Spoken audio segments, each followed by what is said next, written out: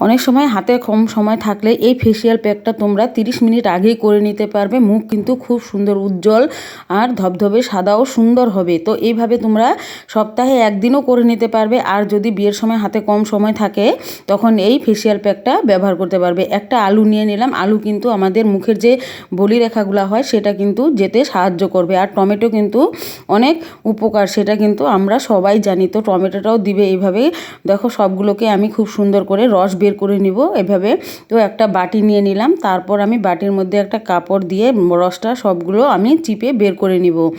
এটা কিন্তু অনেকের মুখে যে বাজারের প্রোডাক্টগুলো দিয়ে খুব গোটা হয়ে যায়, অনেক প্রবলেম হয়। তো এই প্যাকটা যদি তোমরা ব্যবহার করো, ফেসিয়াল প্যাকটা, কোনো সময় কিন্তু কোনো প্রবলেম হবে না, কেননা এটা ঘরোয়া উপায়ে আর এটার মধ্যে কোনো কেমিক্যাল কিন্তু মেশানো হয়নি। তো এইভাবে দেখো রসটা বের করে নিলাম।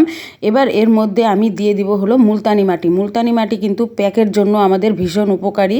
আর এখানে দিয়ে দিলাম হাফ চামচের মতো আমি বেসন আর একটু মধু। মধু কিন্তু মুখ শীতের সময় কিন্তু মুখ খুব চকচকে করে দেয়, তো সেই মধুটা অবশ্যই দিবে। আর দিয়ে দিবে একটু হলুদ। হলুদ আমাদের অ্যান্টিসেপ্টিক হিসাবে কাজ করে, মুখের কিন্তু অনেক সুরক্ষা করে হলুদ।